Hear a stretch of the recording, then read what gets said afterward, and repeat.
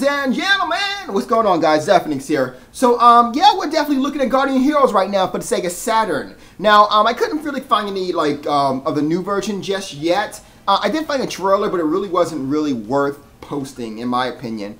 At any rate, though, so I'm definitely going to show you a little bit of a storyline pretty much here to kind of give you a glimpse of what's to come with the Guardian Heroes games. Now, as I understand it, it looks like it's an exclusive for Xbox Live. I tried to find a PlayStation Network version, and there wasn't. Doesn't look like Sony's actually going to put out a PlayStation Network version for now, which is kind of sad, really, because this is actually a really good game. I would definitely love my PlayStation brethren to go ahead and cop this game. Though I must admit, most of them probably wouldn't understand how to, wouldn't really, you know, respect the game as much as, you know, as one would, you know, but whatever, I don't care. Long story short, basically, give you a synopsis of the story.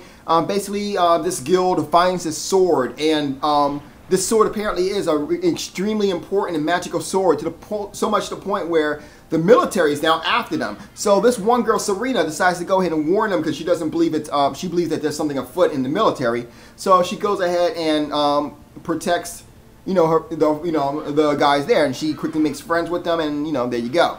You know, pretty simple Japanese stuff, you know. Overall, though, the game is pretty good. One of the things about it is that, about the game I love the most is that in the storyline, you're not just fighting a military. A, you're fighting different branches of the same military, and B, you're fighting different branches of the different militaries, honestly.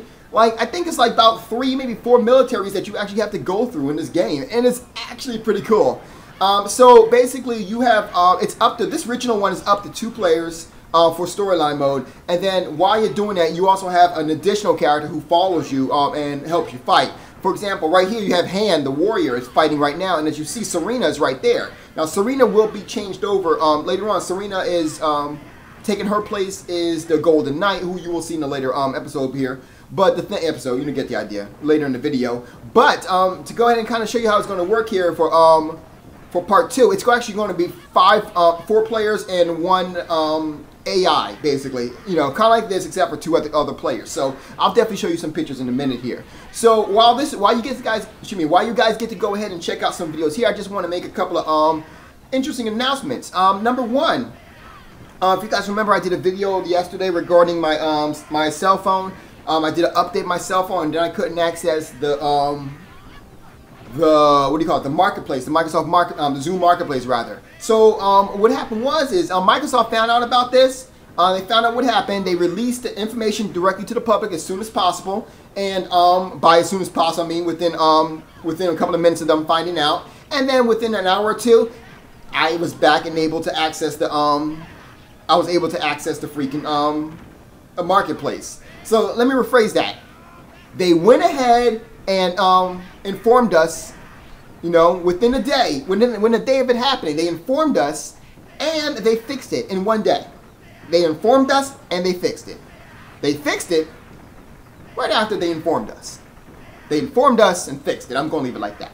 Anyway, because, you know, I don't want to talk about any other companies that, you know, take 3 or 4 days to... Anyway, some other news, too. Actually, interesting news. Mass Effect. There's a sale for Mass Effect, and you might want to cop this right now, because I think this is they're going to actually kick this off very soon. There's a sale on Mass Effect going on at this particular second as I'm making this video, where Mass Effect 1 is actually on sale for $5, and Mass Effect 2 is on sale for $10. Seriously, you cannot beat that. No, seriously. Swing if you want, you'll miss. You can't beat that. Now, as you guys know, this is on Steam right now, by the way, and Steam is having their new EA deal week this week. So Mass Effect is right now. Dragon Age was Monday, Need for Speed is Tuesday, The Sims was Wednesday. So I don't really know what's coming up for Friday, Saturday, should be Friday, Saturday, Sunday. So that's pretty much, we'll just have to see what's going on regarding that. I'm guessing one of the Battlefield games would definitely go ahead and be on point right there, but we'll have to find out. What else? Oh, in Australia, The Witcher 2, or whatever it's called, will be edited. As you guys know, this is going to be one of the sexiest games out there. You know, definitely showing a little bit of women, you know, who and because of that, Australia said, well, we're going to go ahead and edit. We want to make sure the game is edited. Otherwise, you can't release it in our country. So apparently, developers love the gamers more than Australia does. Seriously, it doesn't even make sense to be a gamer and be Australian at the same time sometimes. I swear. Anyway, another thing is that LA Noire is actually going to be 3 discs on the Xbox 360. Now, a lot of you guys know, well, a lot of you, I'm sure you're thinking about it, well, 2 things wrong with that. 1, Zephyrnix, what do you care? Why do you see that as news? What do you care? And B, what do you care, you know? I mean, it's like this. Some people, including Pyro2000X, have seemed to want to go ahead and send this to my email. Well, my PM box, if you will. As if this was some form of win for the PlayStation 3. First of all, we already knew that if a game, you know, certain big games will be 3 discs or more discs than 1. We kind of already know that. That's kind of like not really news. That's more like a duh. But I mean, since you wanted to bring it up, I'm going to bring up this. This actually shows you, without a shadow of a doubt, that developers have more love for the Xbox 360 than the PlayStation 3. That's right. They respect the Xbox 360 more than the PlayStation 3. Now, I know what you're thinking. Well, how is that possible? Well, let me explain it to you. In order to put a game on 3 discs, you have to A, produce more discs. B, you have to go ahead and do coding. And this coding basically is the coding to go ahead and allow and tell the discs what order to go ahead and get the disc in, or when to actually go ahead and find the next disc. 3, it also takes a couple of graphical things too, because you got to go ahead and find the right graphics to go ahead and do it. And 4, you got to go into the storyline and find out what part do you want to cut it to go ahead and you know, make the disc switch. So overall, it's there's a lot to it, but they're willing to go ahead and do that for the Xbox 360 version. Now let's go ahead and talk about PlayStation 3 versions. How like the constant, you know, how developers don't even want to give them high resolution textures, even though obviously the Blu-ray can hold them, but they don't want to do it anyway. Why? I mean, you got certain games out there, such as like the Batman game and things other things like that, where there are PC counterparts out there. So in other words, the high resolution textures are already there. They already have them, yet they won't even spend a little bit of time to let the PlayStation 3 have those high resolution textures. It's one thing to not put extra time on the system, but it's another thing to actually have it available and not actually give it to you at all. It's kind of like that episode of Family Guy when remember how Peter found out that he was his own country, and Mayor West wouldn't even give him a pen, a random cheap pen that they had millions of in the office. That's kind of the same thing. I mean, it's like, damn, that's some shit, funny shit. So I mean, hey, I'm not saying that this has nothing to do with Zephyrnix. I'm just showing you exactly what it is. Now, going back to this though, Guardian Heroes, this is the part where the undead Golden Knight actually appears. Why he appears is, I'm not really sure. There's some kind of history thing behind it. Like I said, it's Japanese.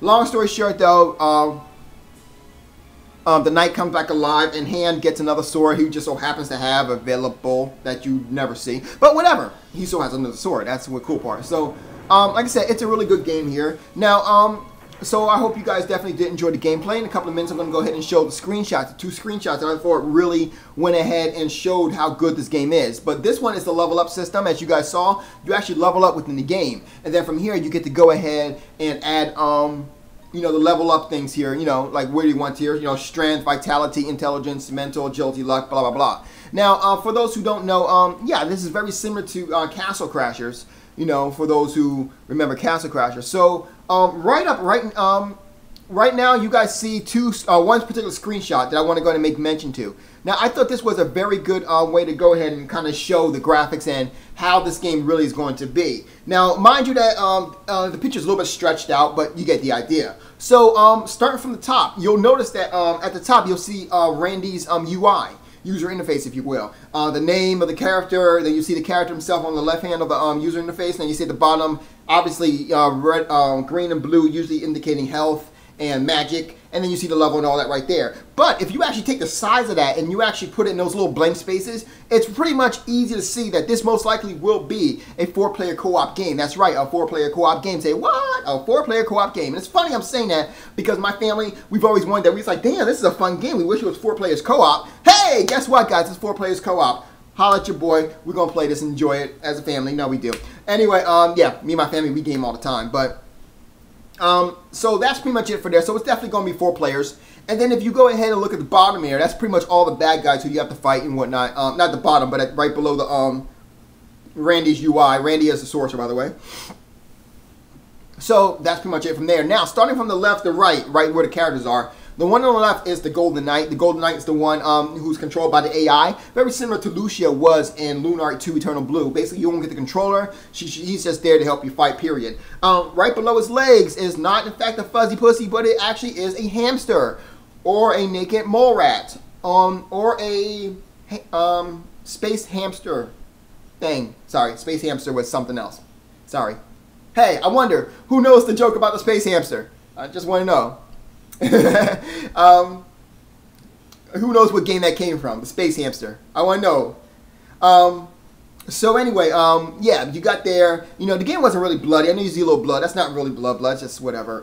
Then you see Randy over there. Randy is one of the coolest characters. He's my favorite character in the game. I love that guy. One, of course, because he has this one move where he does his staff down hard, like a from top to bottom swing. And then what he does is he comes back and spins it before he picks it up. Now, one thing I'm saying about that is because you can use that 2 ways. One, you can use that in a combo situation, and 2, you can actually use that in a parrying situation, because this game used to have a parrying system where if you attack when the other guy attacked, it would actually cancel each other out. So you can use that as a hard hit and then use that as a way to block. So it's pretty cool. Now, as you see here, so that's the Golden Knight and that's Randy there. The second picture that you may see here is actually Nicole. Now, the reason I'm showing Nicole is because Nicole is actually one of the coolest characters, and she will be the underrated character in the game. Now, if you guys notice, the knights in this particular one is pink, as in with the other picture, they were actually brigands. You know, that's what I meant. You have a whole bunch of different types of militaries and non-militaries, actually, to fight. So you got basically a whole bunch of pink knights here, and with their general right here, this whatever you want to call him, clown, look like Kefka wannabe here. But anyway, one of the cool things is this character right here, Nicole, she's a healer. Now, basically, she has 2 attacks that I remember that are really cool. One, of course, is she has the healing ability. Now, the thing about the healing ability is that if you go ahead and when you heal, right, you have to be careful not to let any bad guys around you, because you will heal the bad guys as well. There you go. I'm just letting you know ahead of time. But another key kicker right here is that you actually, the character, which one is it here? Give me a second. Oh, okay. The character has another move called a barrier. And if you actually get that barrier level, you get your magic up, you can actually use that barrier as the most devastating weapon in the entire game. No, seriously. You can go ahead and take the weapon, and you can actually continuously smash them against the edge of the screen. My cousin used to do that all the time. He used to take them and smash the characters against the screen, doing major damage to them. And if they were actually low enough, I would go ahead and, if they were on the ground, I would actually use my fire beam attack or whatever it's called for Randy, and do we would be doing massive damage to whomever we would fight. And it was crazy. Like that 2 double team move would literally take them down. And that's one other thing about it too, is that you can actually use magic in conjunction with each other. So you can go ahead and kind of, it's like, wow, but it's a really cool thing. It definitely is. But that's all the time I have for now. But definitely this game is really good. I'm showing you right now the HD version of it. If you notice too, the graphics, and you can go back and look too, the graphics kind of have a Naruto Ultimate Ninja kind of thing going on there. From the PlayStation 2 games. So definitely worth your time for picking up. I'm definitely going to be playing this one of my favorite games. You guys have a good night. Zephyrnix is out.